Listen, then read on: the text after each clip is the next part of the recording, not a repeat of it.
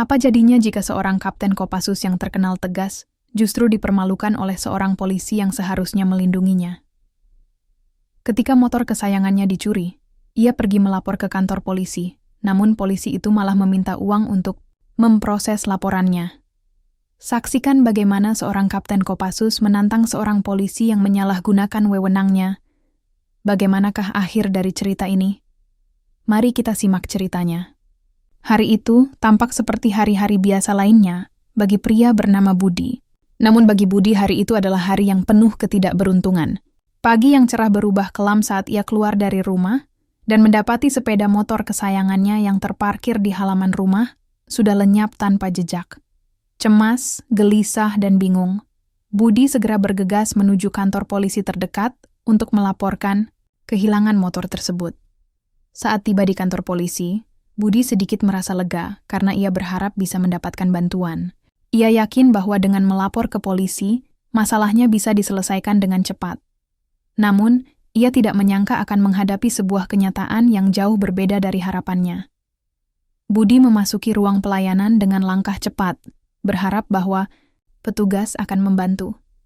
Di sana, di balik meja petugas, duduk seorang polisi muda yang tampak sedang mengantuk. Dengan suara yang sedikit terburu-buru, Budi menjelaskan bahwa motor kesayangannya telah hilang dicuri.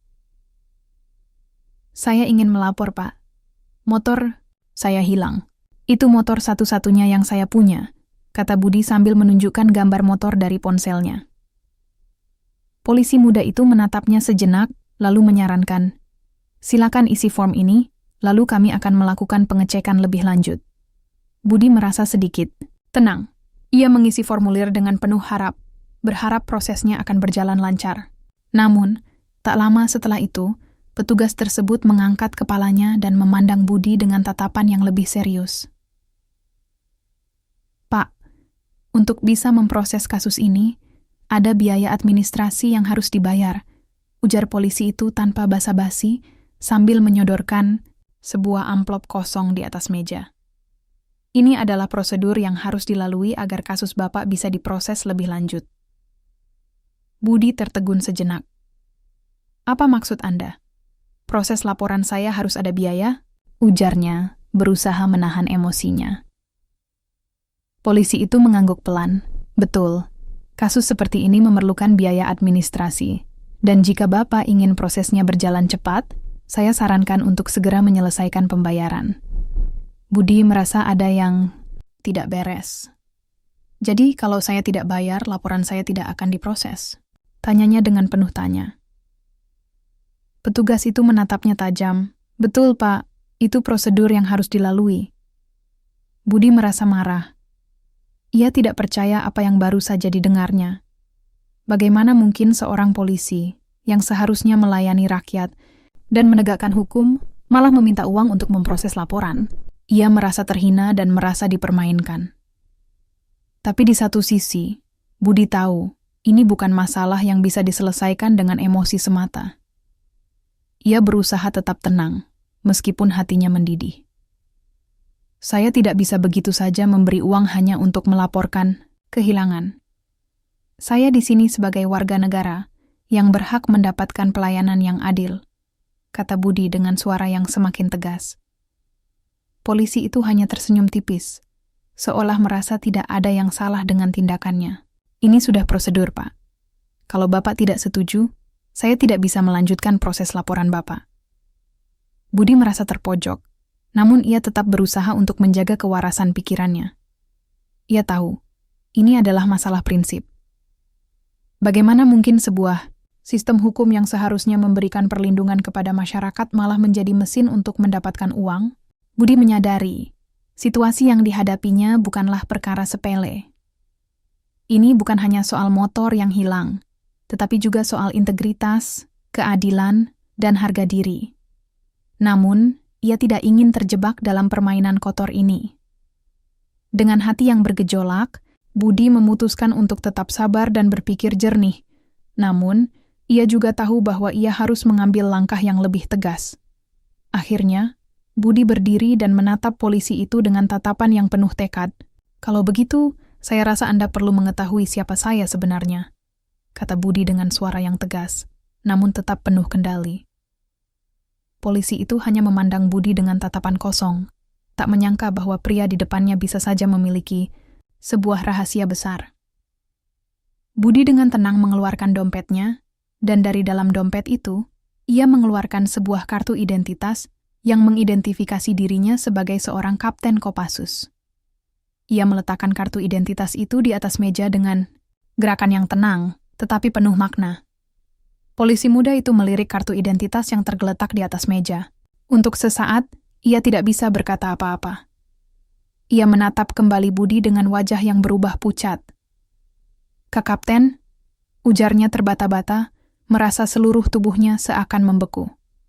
Dengan tatapan yang tajam, Budi menjelaskan, "Ya, saya Kapten Kopassus.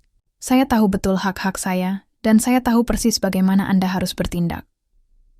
Ini adalah masalah yang jauh lebih besar daripada kehilangan sebuah motor." Polisi itu terdiam. Ia tidak tahu harus berkata apa. Jantungnya berdegup kencang. Apakah ini benar? Apa yang sedang terjadi di depan matanya? Seseorang yang ia anggap hanya sebagai orang biasa, ternyata memiliki kedudukan dan pengaruh yang sangat besar. Budi tidak memberi kesempatan bagi polisi itu untuk berbicara lebih lanjut. "Sekarang saya ingin laporan saya diproses tanpa syarat. Jika Anda masih berpikir uang bisa menyelesaikan masalah ini, saya akan pastikan semua orang tahu tentang apa yang terjadi di sini." Polisi muda itu mencoba berbicara, tetapi lidahnya terasa keluh. Ia merasa sangat cemas. Ternyata, ia telah menghadapinya seorang Kapten Kopassus. Orang yang tidak hanya memiliki kedudukan tinggi, tetapi juga memiliki kemampuan dan pengalaman yang jauh melebihi yang ia bayangkan. "Pak, saya mohon maaf. Saya tidak tahu. Saya benar-benar tidak tahu Anda," kata polisi itu, mencoba merendahkan diri. Namun, Budi tidak ingin mendengar permintaan maaf itu. "Tindakan Anda tidak bisa dimaafkan begitu saja. Anda seorang polisi, seorang penjaga hukum, bukan pemeras," kata Budi dengan suara yang tegas. "Keadilan harus ditegakkan, bukan dibeli dengan uang." Budi merasa marah sekali, bukan hanya karena kehilangan motor, tetapi karena sistem yang korup ini. Ia merasa kecewa melihat betapa rendahnya integritas seorang aparat penegak hukum yang seharusnya menjadi contoh bagi masyarakat. Dengan ekspresi yang semakin serius, Budi melanjutkan, "Jika Anda tidak segera memproses laporan saya dengan benar, saya akan pastikan masalah ini sampai ke atasan Anda. Dan bukan hanya itu, saya akan pastikan seluruh proses ini terbuka untuk publik. Semua orang perlu tahu siapa Anda sebenarnya." Polisi itu mulai merasa panik. Ia tahu betul bahwa Budi bukan orang sembarangan. Kalau sampai permasalahan ini tersebar, kariernya sebagai seorang polisi bisa tamat. Ia mulai berpikir untuk mencari jalan keluar. Tetapi, Budi tidak memberi kesempatan untuk bernegosiasi lagi. "Sudah cukup. Saya tidak ingin berbicara lebih banyak dengan Anda," kata Budi, sambil berdiri dengan tegas.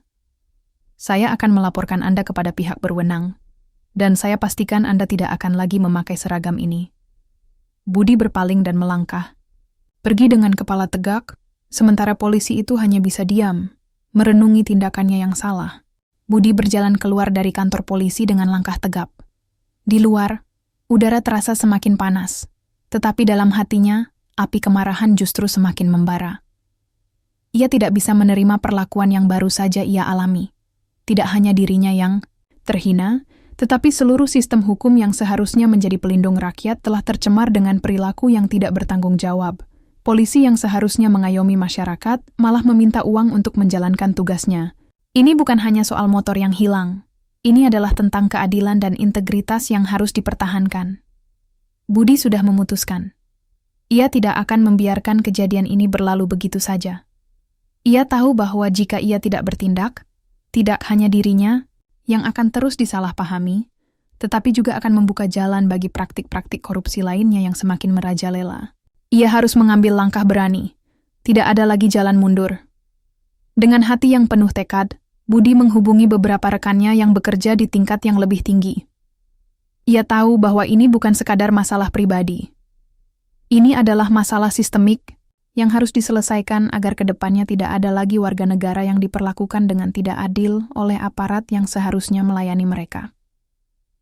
Malam itu, Budi duduk di ruang kerjanya, merancang langkah selanjutnya. Ia menulis surat laporan kepada Kapolda, mengungkapkan secara detail kejadian yang baru saja ia alami di kantor polisi. Tak hanya itu, Budi juga memutuskan untuk menyertakan bukti-bukti rekaman percakapan yang telah ia simpan selama di kantor polisi. Ia ingin memastikan bahwa tidak ada pihak yang bisa menutupi fakta ini. Budi tahu, satu langkah yang salah dapat merusak reputasi, tetapi ia juga sadar bahwa diam berarti membiarkan ketidakadilan berlanjut. Ini saatnya untuk bertindak, gumam Budi dalam hati, sambil mengirimkan surat tersebut beserta bukti rekamannya. Keesokan harinya, pagi yang seharusnya tenang kini berubah menjadi hiruk-pikuk. Berita tentang insiden di kantor polisi tersebut mulai tersebar. Semua berawal dari surat laporan yang dikirim Budi ke Kapolda, yang langsung menyelidiki dan memeriksa kejadian tersebut.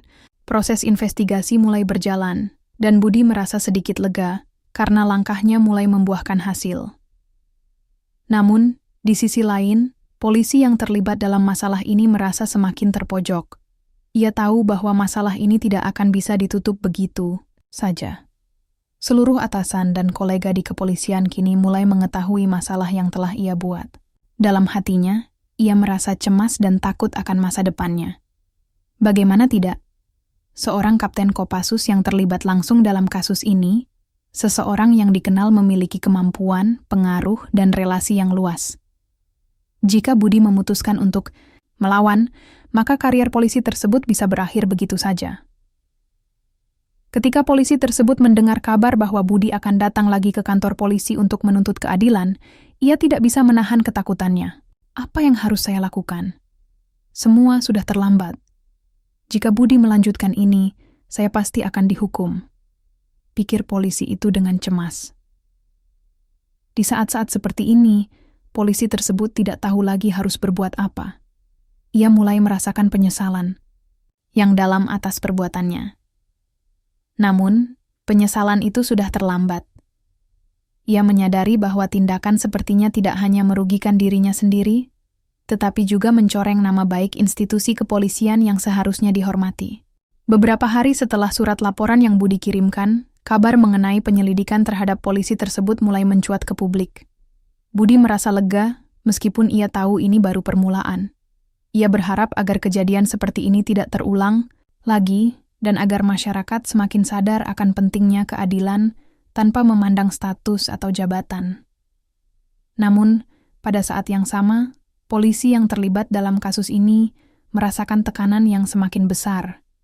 Ia semakin terisolasi. Tindakannya telah membuat banyak orang meragukan integritas kepolisian. Reaksi dari rekan-rekannya juga beragam. Ada yang mencoba menasihatinya, namun banyak pula yang mulai menjauh.